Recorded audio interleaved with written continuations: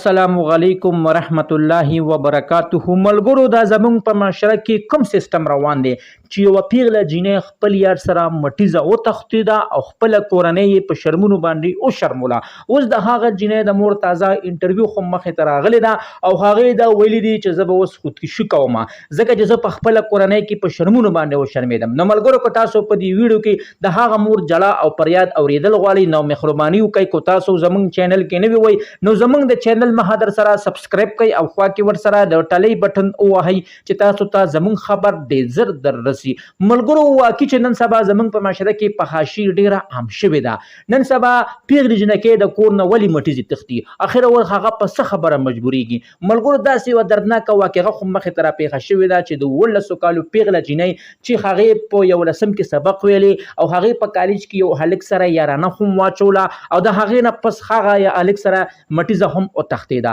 د هغې ټوله کورنۍ په شرمونو باندې وشرمېده خو چې کله هم د هغه جینۍ مور پلار ته دا خبر ورسېدو چې ستا لور یو پلانکي کس سره مټیزه وتښتېده نو هغه دوران کې یې رور هم د خودکشۍ کوشش وکړو پلار هم د خودکشۍ کوشش وکړو خو د کلي خلک راغونډ شو هغوی د خودکشۍ نه منې کړل چې انشاءالله موږ دا د پښتو رواج دی موږ به جرګه مرکه کینو انشاءالله د هغو نه موږ د خپل د دې تورسرې بدله اخلو. ملګرو اخر ور هغه تورسره په څه خبره مجبوره شوه. ملګرو د جینۍ د مور هم دا وینا مخې ته راغلې ده چې دغه هلک زموږ د جینۍ پسې ډېرې غټې رشتې خو م رالېږلې وې خو دا جینۍ ما هم د هلک له نه ورکړې نو که دغه کیدی شي نو ملګرو ډېر حرکات د مشرانو هم دي ځکه چې جینۍ کله پیغله شي جینۍ لپاره تعلیم بالکل نه دی پکار ځکه نن سبا خو څومره هم تعلیم یافته جنکۍ دي ټولې خپل یارانو سره مټیزې وتښتېلې ټولو خپل قام قبیله په شرمونو باندې وشرموله. ملګرو تاسو له پکار دي تاسو خپل صرف په خپل لور باندې دویمه درېمه پورې سبق ووایئ هغې نه پس دا بیا په سکول باندې بنده کړئ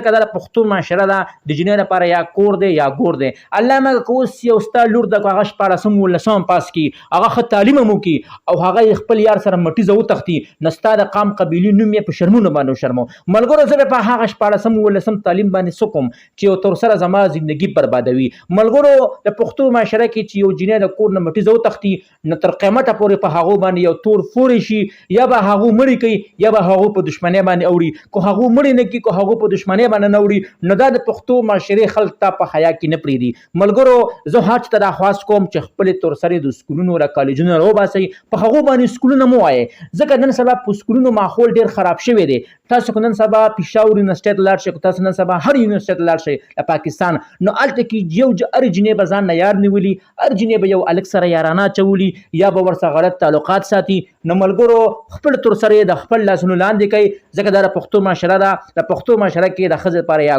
کور دی او یا ګور دی. ملګرو دا زما ویډیو به داسې خلکو باندې ډېره بده لګېدلي خو زما د ویډیو کې د هغه خلکو باندې ډېر غټ پیغام دی ځکه که زه خو دا نشم برداشت کړی زما پښتني جنکۍ د چا سره مټیزه وتښتي یا د هغو د مشرانو پټکي راغوځار شي یا د هغو قام قبیلې ختم شي یا د هغو په دشمنۍ باندې وخته شي. ملګرو که څوک ځان د دشمنونو او که څوک ځان د هر څه نه بچ کول غواړي نو ملګرو زما دا خواست دا پیغام تاسو ضرور په زړه کې واچوئ چې تاسو په خپل تورسرو باندې بالکل تعلیم مه کوئ علم ته کښېنوئ د قرآن او د حدیث نه خبر شي چې هغو د خپل د انسانیت نه خبر شي او تعلیم داسې شیز دی او تعلیم انسان نه خر جوړي. ملګرو دا زما ویډیو بس تاسو ډېره خوښه شوي وي د دغه رنګي ویډیو کتو دپاره زموږ د چینل مخه در سره ضرور سبسکرایب کړئ او خوا کې ورسره ضرور د ټلۍ نشان ووهئ چې تاسو ته زموږ خبر ډېر زر در رسي.